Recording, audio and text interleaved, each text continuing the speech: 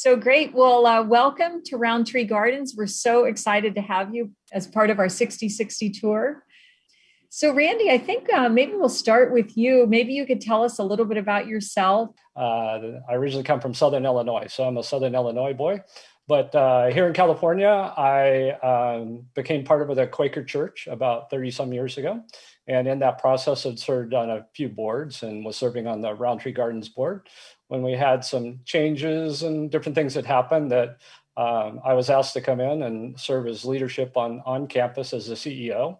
And I've been doing that for about the last 8 years. And it's just really kind of become a passion of mine and love doing it and really enjoy being here. So Rowntree is a very unique place. And we constantly heard over the years that it just feels different on your campus when we come to visit. And so over the last few years, we've really tried to focus on trying to capture that in a way that we can communicate that, articulate that, and let people kind of know who we are a little bit more than what we do. Maybe you could tell us a little bit about some of the distinguishing features of Rowntree Gardens. What does set you apart?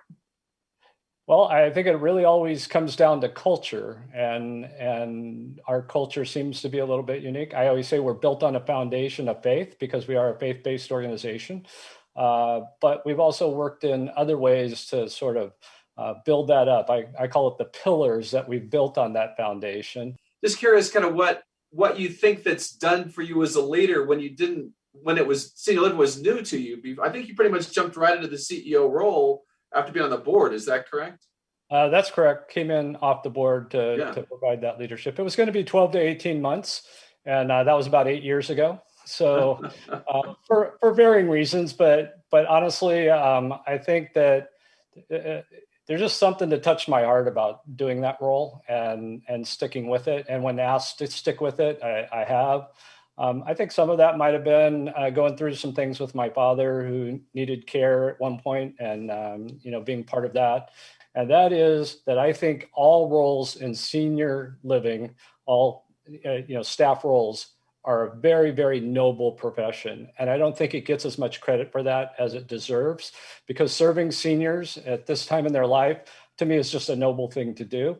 And I think that knowing that, understanding that would help others, younger people, coming out of school and things to, see this as a career path that maybe they haven't looked at before, because I don't think it's always been looked at as a noble profession that it deserves.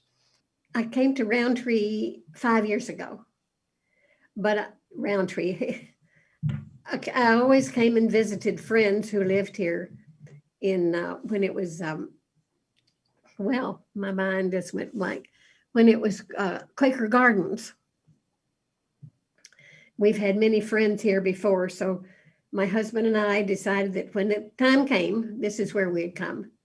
And for several reasons, they have every service you'll ever need for the rest of your life. If you need extra care, you can go to the skilled nursing. If you have memory loss, you can go to the memory garden. And they have all kinds of services. But what makes it unique to me is the faith-based idea, because they ask you that when you first come in, if you're going to be happy in a faith-based program. And the employees and the residents here are all so wonderful and to work with, but to be with, it's just like one big family. Marilyn, what are you looking forward to 10 years out? Well, what am I looking forward to?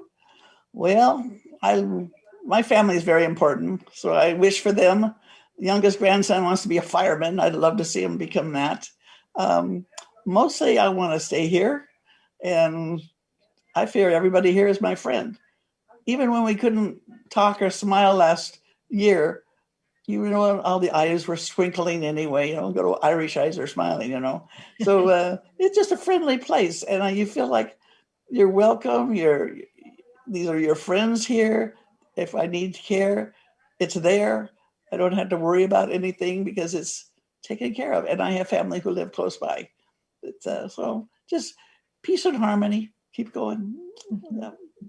That's great vision for the future. Every year at Rowntree, we have we call it the Easter Extravaganza. And we have a big open plaza area that's all grass and plants and things.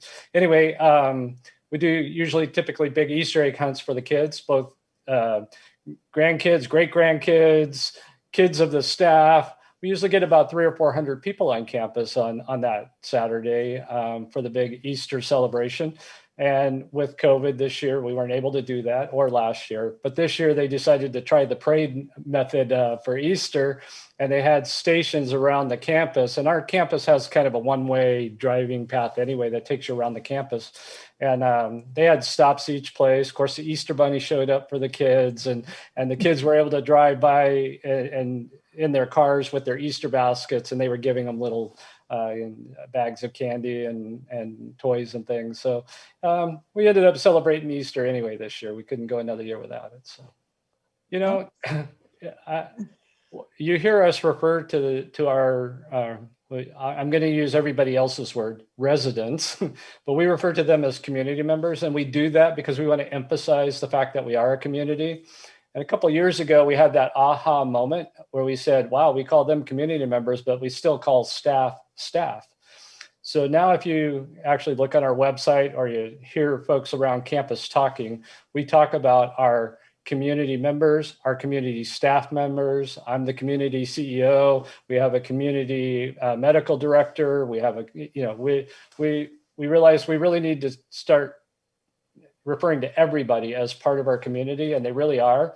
And what Marilyn was just saying, it brings that so true. It's great to walk through campus and see staff and community staff and community members side by side, putting together the resources to do things like this parade or other things that we're doing around campus. Everyone really does kind of pull together and work together as a community. And it warms your heart every time you see that on campus, going on campus.